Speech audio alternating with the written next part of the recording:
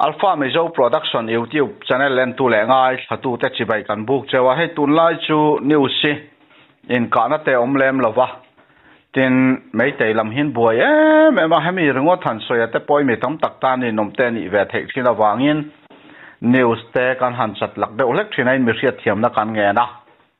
hei biren Singapore mang anga korongan bak khuma na te pon mang ang chhotan ta a eng angin nge thila kal zelang ti chu pathian thu ni a poni se kan pu hna na tren report te kan ngai thlanga inzo bel ngai a omle kan inzo thei tura ngai la kan pui som phot mai te ang ama sa in kadunao kan chanel lo en thin tu tin zawa in zana le du sab chi bai ko bu masa chewe Manipur ground report tun ni thum su ba me kan hiat thei ang te kan ron puang le anga ama sa bera chuanin Manipur Chief Minister Biren Singh chuan social media ani lo le Facebook le WhatsApp te nam ni te kara kim thei zo ba mi ri na thei na tura ron post ho hang ho reng ka tin kur ro tu da hian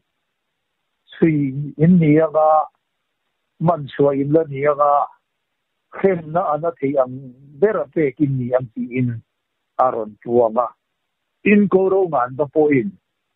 Manipur in pum khat na le Manipur chunga buaina mei te ji ga po siam tu te hi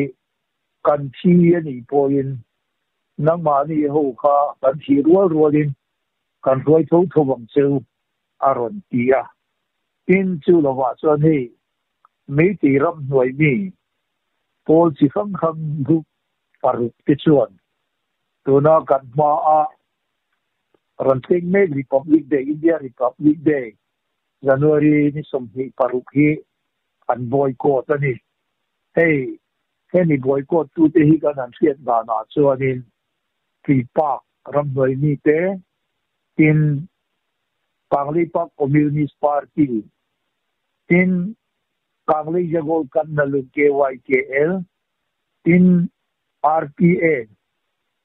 Revolutionary People Fund PLA People Liberation Army le UNLA United National Liberation Fund heng rap doi ni group chi khang paru te hian tuna lo thing tu Republic Day ni som ni paru January ni an boycott ani hey chanchin kam sia da na chuanin Republic Day ni mei te hovin mei te ram noi bi hovin an boycott na tan nei ari to ni tun kum som ma malam atam to khanin Republic Day hi mei te ram noi bi hovianin an boycott a Republic Day ni a hian Indian National Flag kan ti hi an hala mi te muwa hianin India ram chuma India khole tui kan ni velo ke ni nei te ho hi jong rambung fanga kan ni India flag ke ni chon kan kai thar ve athiang lo kan rama yan India te ro min re na kan ni lo an tia tin chu lo wa po nei te ho hian tun kum som thum malam dai a to po khanin Manipur Imphal ko pui chung le a cheve re ga Manipur rama chuanin mei te ho chon cinema hindi film he an cinema hola apo chualo tu tin video cassette po tu man en lo tu te record te ani lo le birthday party he ngare re po hianin hindi ngare reng chu zai tin lo tu ti in anram hoi ni ho hianin Hindi cinema re hi an ban thina ti chuanin Manipur ram chu ma po kun rei tak vai fi de vai na kha ari fiat turin a om lova ti chuan zoi in tun kum so vela hianin fiat turin a om le chawani ti kha ka han sei du ni se hey ke ni zo fa te ero sangin India Republic Day te Independence Day te hi za tak le ursun takin กันมังทีนะกันไฮสคูลและคอลเลจเวลาที่พอกันซิรไลท์เด็กกันหูตูเต้นเฮมิริพับลิกเดย์ปาร์ตี้อุรซูนตะกินอันติชีนะลำก็ขบุยาพอสุดที่อันส่วนนี้ตุเกปาร์ตี้ที่อันเบอร์ตุสิตุเกที่อินปาร์ตี้ที่อันเบอร์เตอาปะขัดปะเนี่ยปะทุมนัดเตลามินลมมันติดอันติชีนั่นเองเฮ้ฉันชินกันอันเทียดดานะนาก็หูโปเฮียนินตูนกูมาIndependent Republic Day hi an boycott ve ni in chanchin kan lo dong bok ani hey chanchin gan han thiat da na chuanin naga ho tuna tangkhul ho omna lampang le naga tuna National Socialist Council of National Republican Socialist Council of Nagaland an piachumi an General Secretary Khanin Aron Ziak Urin Oma Chuwang Chuanin Naga Huan Omna Huna Chuan Man Ani Don Lo Atsanan Han Soipo Kha Kan Han Thiat Theidana Chuan Naktu Ki Pathian Ni Choni Ani Awangin Hei Hi Man Lo Turani Ti In An General Secretary Dr. Aaron Limle An Tia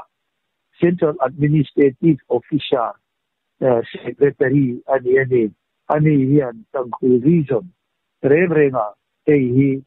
ti lo tun tin student te de ho tu te emo government a tho ho tu bien te emo an poi po ti khap ani ka tani enge mo he tianga an lo ban bu ani suanin soi tir ani ang ti in aron sei bok ani isuan hei kan sei to ang khanin keini zo fa te chon ursun takin Republic Day the Independent Day te hi kan pam chi na hei za takin India flag te po hi za takin kan ti chi da nia amaro chu hei ve chen hi kan hiat to gen nei te hovin India flag hi halin India ko le ti kan ni lo India rama ko sa kan ni lo ti in dik lo takin ti chin ma se India sarkar chu anin ma la ko kan se ngai wa in India sarkar hi anin ke ni lam ke tiama za ta ka ti tu te po hi min fa na le kan da na chin sa mi ti sa te po hi fiat ani chuang lo wa ni chu tiama mang chu kan ni awagin ajam sa hi ton ke ni po hi anin an boy kon ve ta ina a tha mai lo mo ti te hi ri ruwa rum chi na ni ti kha ka han soi duwa ichuan hei meite Manipur meite chief minister Biren Singha audio tape li khami chung changa khanin hei kan han thiat theidana chuanin forensic laboratory test anti-na khan kaka apositi pani tika fiat chua ani boka Biren Singha hi Manipur boina chok chuak tu nam hi te kara in buat na tu tlang ang puya nam hi te kara indo na chok chuak tu ani zia hemi audio tape ni ka tamyanin fiat hei ania kaka sablen ko tin forensic test ni pirula kata kan positive ani chuanin sablen ko ta case in from file on dia ti awangin hei forensic lab test khati tir ania tunayan a positive ani ti chiam takathian ani to awangin sablen court lama case file huai ani don ti kha chanchin kan han thiat theidan ania amaro chu heti laya kan han soidu chu forensic laboratory lab test hi ato khomaya cheng noi hi lai sen amai do na de ate suman hi chu tu na hianin engtin ne niam sum lam tom kan ma mo na hi aron sang chodon ta ani ti hi a riat hei bokani ichuan hei mei te ho hi an ko sakda hi amakho maya hei arambai te gol nge mei te ni pun nge ram doi tiat kan ne niam sung ko khata an naw tangwal alka an kalsana panin a u te ni puite in a pian pui a parnu a nulate khang te kalo mu puin e fa ten lo pa ya khang an naw pai te po ka tika in an pai thu te khang te ka khiat ania ei khun rak pam assembly constituency chuma ani an pia a ting le anu le a pa min te ero zong an zak wa ge niang an ron tuam chuang du lova amaro chu an hinga chiat na sat to e pawa gyanin tu te berge ti chiat ani lova ram hoi mi ho chu ni nge tu ra kan nga ya ani chu an ka ani ti kha aruam te po sar ania video viral te po turin a omani ti te kha hiat in a omboka hey chanchin gan lo fiat dana arambai te gol ho po hi kanglei pa communist party hovin tuna hian warning te an pe a koro man ba ho hianin an thil ti dan dik lo tak tak hi thil tam tak pu chua ani to awa hianin kanglei pa communist party te ho po hian warning an pe ani ti te kha an mani an video viral atanga mu turin a ombok ani hey zo pa te kan se na manipur mun sam na nga chuanin engma tun the gi chuanin buaina le thi du om lo thing a om lowa amaro chu hey samchin kan han sia theida na chuan lan om na mun sam sama te po hianin tuna hianin ka ni chi na te sidai ral thuam te he gi na sataka zon ani ti hi fiatin a omboka tin me te ho chen na heng tuna kam pupi le inzom song district bulvela po security force ho chuanin silai ral thuam tam tak an man ani nin lama te po khan ti tur kha hian ani boka hey chachin dar fiat theida na chuanin hey nimin ni som ni pali le voin tenga kanan fiat theida na chuanin an silai man te hi 7.62 SLR ane hi omlo pakhat tin semi machine gun carbine he ane hi na omlo boka pakhat .32 pistol pakhat hi USAS Yamania a magazine pati ne tin 9mm motor siam chok patni amuania tin .32 silai mo an man boka tin grenade pakhat an man boka tin grenade ni ga hianin 36 baka 80 number 80 mark 1 smoke cell pakhat an man boka wireless set pakhat bao feng an ti chi kha kang te kha an man boka ni hey me te ho chen na po hian na satakin tu na hian security force central force na satakin checking an ti ni ti te kha fiat ani boka ni hey kan malama hian chanchin engting he ron jelam yero jom kan felowa amaro chu hey chanchin kan fiat thei da na chuanin security force ho hian na satakin tan sila ral thuam te hi hey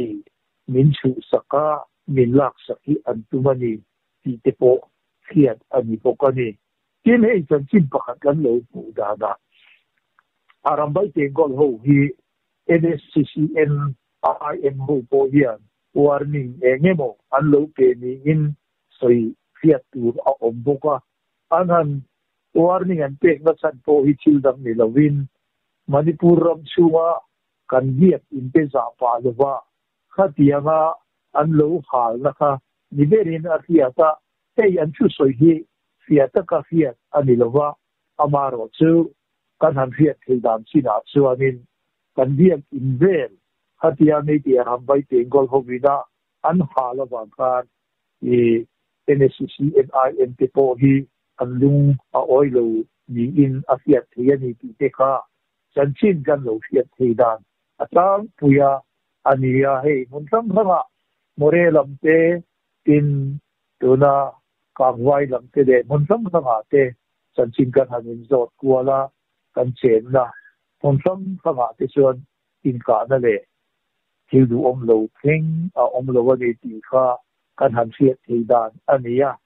mei te ho lam panga ero zong tuna hianin mei te nu ho te ho po hi an dung oi lo khop maya mei te pa ho nu pui la nei to chi ma se la tham wal de ho hi tuna hianin mei te khua mun sang sanga te hianin mai zong nei ya khatianga om kha an tam ma wangin mei te nu ho po hi an lunga oi lo ve ani ti fiat ania tin hey MLA le minister te inkara te po an buai na sa ni ti hi fiat ania tuna hian inka an om lo ta ka chuan an mani kara hianin a thu lam panga inbe na hi atam ve ani biren singale mei te li kun ho po ni se rambai te gol ho ni se in ram doi mi le ram doi mi inkara po ni se ankara hian tu da hianin in hial da social media la ma po hianin anin hial na le anin vo na heng te po hi mu tur hi a om ring to ani ti kha atlang puya nei te lam kam le ke ni manipura zo fa te tu buna kan om da le kan condition kan han report kan han pek thi atlang puya mi te chu an ni ma ya ole bang wat tha ke na lo mom hle mai ti chuan eng angin nge in ka na hi a thlen le hi rin na ta hi neyam tura kan thil dan le thil kal ta ra hi chuan arambai tengol te po ni se tin mei te hel ho te po hi an tom im ta viu mai sia in ka na hi thleng le tura hi ani nga yem le in ka na hi anei te ho bok hi an don chok chuak le in arin oma chu wangin nei te ho hi moi vung ma se ke ma ni zo fa lam ero zong kan lo win rar win na sat anga ya ni ti kha ka han soi tua a chan chu hei nei te ho hi an min don be le nge do na ne to na ya nan ma ni ho hi an in thu wa ke to lo wa ya din min ka ve hun a hian su ta chuan an in thu wa ke thi na wa ya din an don plan ho le thei na ku hian min ron kap le ngei don ti hi ke ma lo mu dan ania chu wang chuan kan u nau mun tin le ram tin na om te kha ho Halloween ka da reng su in sila in ral thom te inside of here le inside te sai dum po ka lo hua te ula lo da that te ula sa ba hot pu lo tho hu na lo ker tlak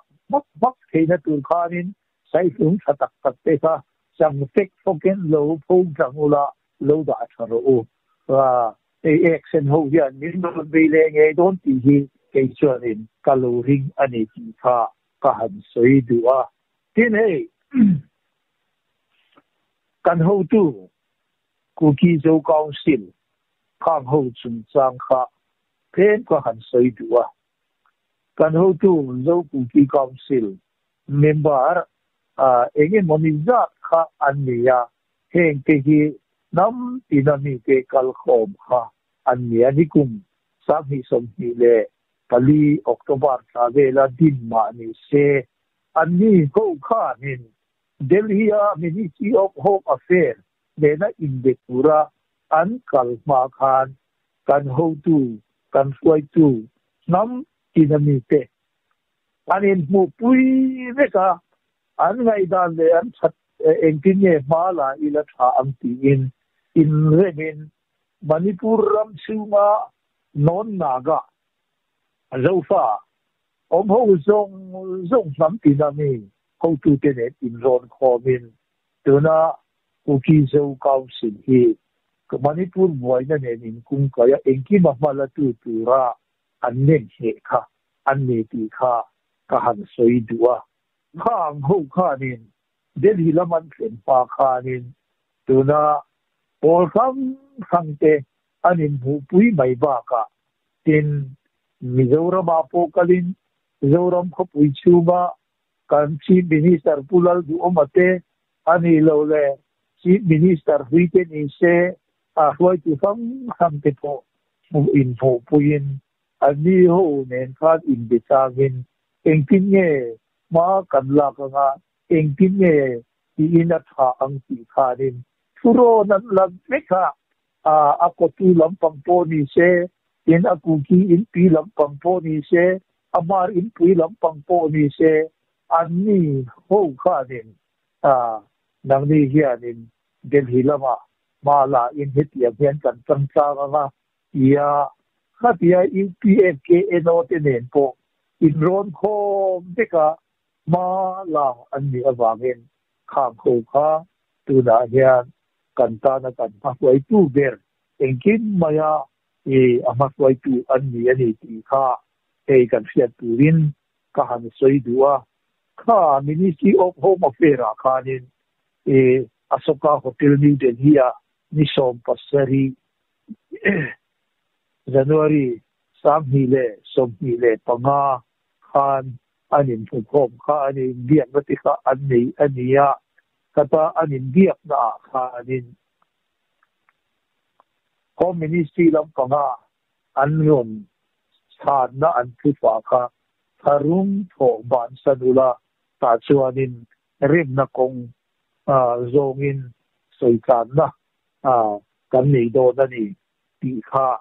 อันที่สวยเด็ดค่ะอันนี้ที่ดังเขาจะเกี่ยงกันสุดกันแล้วว่าอามารู้จู่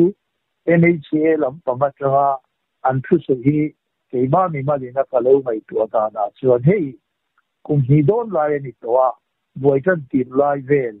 เมย์ตาเลจูนเวลจุลัยค่ะเข่งค่ะสามหิสัมผัสประชุมเมย์จูนจุลัยค่ะ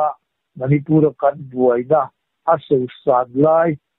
จะสัตว์ไล่เดินขันอินกับเสียข้าตาขานินกันเสียอันเดียกินเตจะมีช่วงไล่มินหาสกาอินเลลวันหาจากที่ชื่อใส่เสียนั่นนี่ละว่ากันนุลาเตอันพงชัวละอันทัดเรียนาวเตทัดทุ่มเมียจังจุงลำพุทธกุมสมสริกุมสมเรียเข่งพอนิเซข้างพุทธที่พกันจัวช่วงละว่าข้าที่ยังมินถาข้าอันนี้ตัวนายมินิที่ออกโฮมาเฟลขันเองว่างคุกกี้เจ้าเก่าสิละกันหูตูอันนี้เบียกคุยเตเนนะขันถ้ารุ่งทบานสันรู้เองว่างของปีเงินดีเองติดไล่เนี่ยเจ้าฟ้าเตียนินไม่ตีผู้ชุบายันถ้ารุ่งกันทบมาสักกันว่ากาปัสสักเฮ้ยเราเอาไว้พิมพ์เลยว่าไม่ตีเขาเป็นมินรอนเดชีนะสุดท้ายชัวนินเกดีเขาพออินกันเหลวดูเล่เร่กันรำกันมีปุยเตเร่หินนั่นตัวกันเหลวดูเล่เร่ค่ะอาตุชีนะสุดที่ยังจนที่กระตอบชัวอินกันวอลันเทียร์ที่เล่กันปัสสาวะเต้นไว้เส้นแต่กินอันเหลวไปเล่ชีนะสุดที่ยังจนในที่เขาวิอันเหลวอูกีเล่ชีค่ะอันนี้Ministry of Home Affairs เขาเรียนข้าอันเฟมันนี่สุดที่ไล่เองวางเงี้ยเกี่ยวกับเขาเงี้ยถ้ารุ่งทบานสันหรืออุมินเหลวตีค่ะอันนี้เฮ้ยนี่จินตนาการสวยจังกันตัวนั้นจงเกี่ยววางขาดมันนี่พูดเกี่ยวกับเราฟังเจออันนั้นเรียนกันนั่งน้อยโอ้ยกันนู่นเลยกันฟ้ากันไงกันนึกคุยกันฝันเอาเต้เฮ้ยนะโหกันสารอวางกันมีตุยกันเลยกันเรื่องนั้นโอ้ยดัมไม่ใช่ดอนเองว่ามีเนี่ยถ้ารุ่งพอบานสันหรืออุมินตีถ้ารุ่งรอนพอตู้จะไม่ถึงหูอันนี้กันเรื่องนั้นมินห้อยดำนั่นตัวชัวนินกันตามเองมองมินเก็บข้าอัดเลยนี่ตัวน่ะน้าผมอันเราวินสัวละเองมองกันฟ้าเต้นนี่ฟ้าเต้อันเราเวลาอันเราติดจับนิ้วโป้ยนู่นเลยฟ้าเต้ชวนอันเวลจับติดข้ากันก็ว่ามาเราเวลเชนิโมอันวันอยู่เฮ้ยอวันส่วนเวลที่มันอันนี้พออีกก็เลยดอนจับต่อสู้เฮ้ยดิสคูที่อันนี้เราเด็กสักเลยที่เฮ้ยเราว่ามันจับต่อสู้กันอินเดียเขาที่การกันอินเดียมีสิ่งนี้อินเดียสกัดไล่ควีนกันตัวนั่นเลยกันหาสัตว์นะคุณชีเด็กพอชูมาไม่เที่ยววินมินเบย์นั่นจงอัตวร์ที่กันมีเสียเองอันเฟียนเลยเรื่องนั้นชัวเองว่ามีเนี่ยเกี่ยวกับหูจอกชัว harum ban san ro min ti ka kha chu keima mi mal ngai da na chuanin kha min ti na kha chu a enga ama min ngai lo ni ti zong yan ke chuan ka ri ruwa ka da ani ti kha ka han soi duwa tin hey kan Kuki Zo Council Information Secretary Khan Nisom Pariata Khan media